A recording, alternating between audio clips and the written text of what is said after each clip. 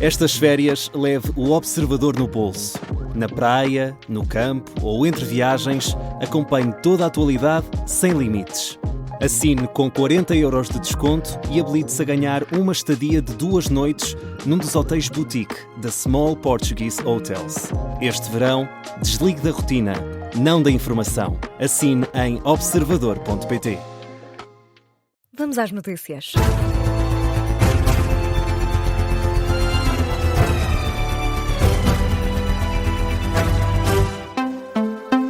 Das 14h com a edição do jornalista José Rafael Lopes. O secretário-geral do Partido Socialista acusa o governo de estar a lucrar com a subida do preço dos combustíveis. A partir de amanhã, o preço da gasolina e do gasóleo vai voltar a subir, ultrapassa os 2€ por litro.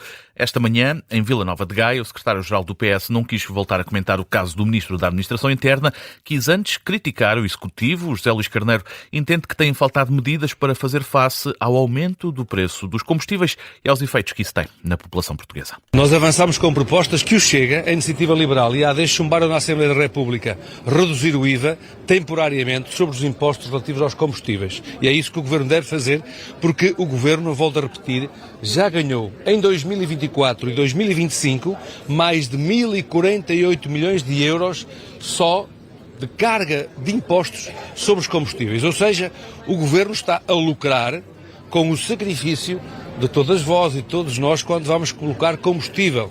Tem de ser medidas temporárias e adequadas às necessidades da economia das famílias e da economia das empresas. O líder do Partido Socialista, em Gaia, a criticar o governo pelo aumento do preço dos combustíveis. Amanhã aumenta o gasóleo e a gasolina. O preço dos dois combustíveis vai ultrapassar os 2€ por litro. A Comissão de Trabalhadores do INEM denunciou hoje a retirada de 100 ambulâncias do dispositivo operacional do INEM. Consideram que tal vai aumentar a pressão sobre os bombeiros e a Cruz Vermelha, com um risco acrescido para os utentes. Em comunicado, a Comissão de Trabalhadores do INEM nega o cenário de um reforço de meios que tem vindo a ser apontado pela direção. Esta posição surge depois de palavras do presidente do INEM, Luís Mendes Cabral, em entrevista à RTP, que confirmou a transferência das ambulâncias de emergência médica do INEM para as unidades locais de saúde, bem como a transformação das atuais ambulâncias de suporte imediato de vida em viaturas ligeiras, situação que leva a Comissão de Trabalhadores do INEM a denunciar a retirada de 100 ambulâncias e não um reforço de meios. Ainda na saúde, José, os técnicos de emergência pré-hospitalar fizeram mais de 360 mil horas extras no ano passado. O sindicato, que representa a classe, alerta para a falta de profissionais. O Jornal Público escreve esta manhã que mais de 1/4 dos trabalhos dos técnicos do INEM foi feito em horas extra, no ano passado. Na Rádio Observador, o presidente do Sindicato dos Técnicos de Emergência pré-hospitalar, Rui Lázaro, diz não estar surpreendido com os números. Tendo em conta o déficit de recursos humanos, sobretudo estes técnicos, não há outra forma de garantir a missão do INEM sem ser através do recurso ao trabalho extraordinário. Seria necessário e será necessário contratar cerca de mais 500 técnicos de emergência hospitalar para que os recursos humanos estejam sem déficit e aí sim podemos esperar que o trabalho extraordinário seja residual. Rui Lázaro, em declarações na Rádio Observador, alerta ainda que ter profissionais a fazer tantas horas extra pode tornar-se um risco para os utentes. Desde logo para os próprios profissionais, que com menos tempo de descanso terão sempre mais suscetíveis a terem lesões de trabalho ou, como alguns colegas já estão a entrar em estado de burnout, tendo em conta a pressão da missão em si associada ao número de trabalho extraordinário que fazem e, naturalmente, que este risco pode também dispersar-se pelos cidadãos à medida que os trabalhadores vão ficando cada vez mais cansados e mais exaustos com o trabalho.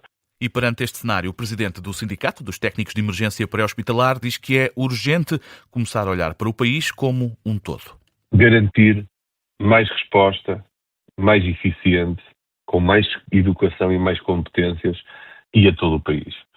Não podemos tomar medidas com base no que acontece no Porto, em Lisboa e em Coimbra. Temos de olhar para o país como um todo, garantir uma equidade nos serviços, por isso precisamos de mais técnicos, precisamos que as competências destes técnicos sejam alargadas a todas as ambulâncias do sistema, incluindo bombeiros e Cruz Vermelha, pois são estes, sobretudo em todo o país, sempre os primeiros a chegar às ocorrências mais graves e é aqui que tem que estar uma resposta rápida, segura e eficaz. O presidente do Sindicato dos Técnicos de Emergência Pré-Hospitalar, Rui Lázaro, entrevistado na Rádio Observador, a dar conta desses problemas nos técnicos de emergência pré-hospitalar do INEM, que fizeram mais de 360 mil horas extra no ano passado. Em Espanha, já foram controladas várias frentes do incêndio que ainda está ativo entre Ávila e Madrid, é o que revela o mais recente briefing das autoridades. A Unidade Militar de Emergência Espanhola diz que a maior parte do fogo já está controlado, embora ainda existam cabeças ativas deste incêndio. Por isso o fogo não está totalmente controlado, mas há uma evolução positiva de ontem para hoje. Isso mesmo deu conta o presidente do governo espanhol, Pedro Sánchez, alerta, no entanto, que as próximas horas vão ser ainda muito duras. Quedan horas complejas, é verdade que lo que se nos ha trasladado aqui neste CECOD... Vêm aí horas complexas, mas a informação que nos chegou hoje é de que esta noite foi muito positiva no que diz respeito à evolução do incêndio. Vamos ver como se vai desenrolar o dia de hoje, mas volto a insistir que é importante que a população redobre as medidas de prevenção. Volver a insistir a los ciudadanos y ciudadanas, a todos los vecinos, que por favor extremen la prevención. Pedro Sánchez a pedir prevenção numa altura em que o fogo continua ativo entre Ávila e Madrid. O presidente do governo espanhol agradeceu ainda a ajuda que Portugal forneceu no combate a este incêndio. Tenho a oportunidade agora de cumprimentar os militares que chegaram do nosso país irmão, Portugal. Queremos agradecer-lhes porque houve outros momentos em que Portugal também sofreu incêndios graves e Portugal e Espanha têm mantido esta relação de irmandade e solidariedade. E hemos tenido essa relação de irmandade e de solidariedade. A Proteção Civil Portuguesa anunciou ontem o envio de ajuda operacional, uma força conjunta de mais de 120 homens e mulheres que vão ajudar no combate a este incêndio em Espanha, que já tem grande parte das frentes controladas, é o que diz o mais recente balanço das autoridades espanholas, sendo que o número de pessoas deslocadas ultrapassa as 100 mil. Situação bem diferente vive-se em França, José. O ministro francês da Administração Interna fala num cenário muito desfavorável. Laurent Nunez descreve na rede social X mais uma noite complicada no combate aos incêndios, com uma situação ainda muito desfavorável. Com destaque para o caso mais grave, o fogo de Gironda, que se dirige em direção à região metropolitana de Bordeaux. A autarquia admite mesmo evacuar a cidade inteira se o combate às chamas não for favorável. Nas próximas horas, são mais de 200 mil as pessoas que tiveram de sair e procurar abrigo por causa deste incêndio. As autoridades falam na maior operação de evacuação civil em França desde os tempos da Segunda Guerra Mundial. Ainda na atualidade internacional, o Papa pede que seja retomado o diálogo no Médio Oriente. O apelo de Leão XIV, feito este domingo, o líder da Igreja Católica pede que todas as partes envolvidas em conflitos armados ponham fim às operações militares.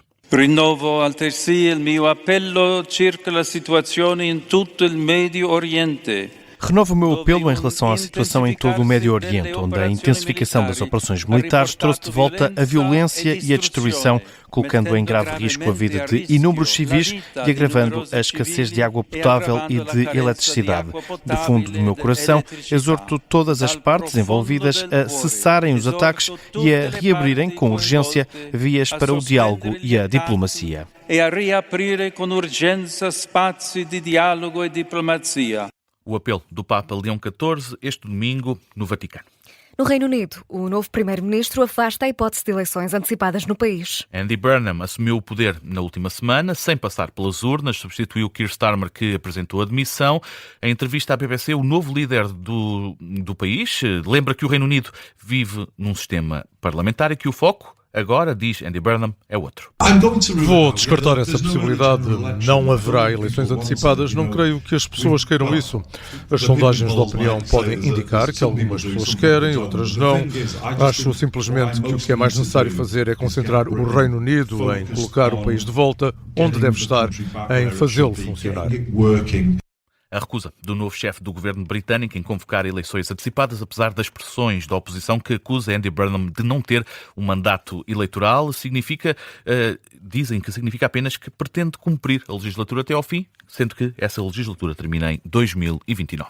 No Médio Oriente, pela segunda noite consecutiva, não houve ataques entre Estados Unidos e Irão. Depois de quase 2 semanas de bombardeamentos norte-americanos em infraestruturas militares iranianas e de retaliações por parte de Teherão, este foi um fim de semana calmo, sem registro de ataques. No entanto, na Rádio Observador, a especialista em relações internacionais, Liliana Reis, diz que isso não é um sinal de que o cessar-fogo esteja mais perto. Não me parece que esta ausência de ataques deva ser confundida com uma desescalada, mas apenas que todos os atores estão a recalibrar a sua estratégia. Repare que nós já não estamos perante uma pequena crise, estamos perante uma nova arquitetura de conflito regional que está a transformar numa competição de resistência estratégica e naturalmente, também numa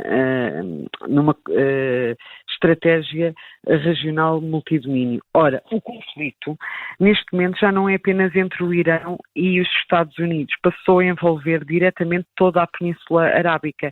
Liliana Reis, na Rádio Observador. Donald Trump tinha prometido uma nova escalada da guerra no Médio Oriente, mas este fim de semana, para já, não há registro de ataques. O jornalista José Rafael Lopes com as notícias que estão a marcar a atualidade. Voltamos a atualizar toda a informação na síntese das 2h30. Contamos contigo, José. Até já. Até já.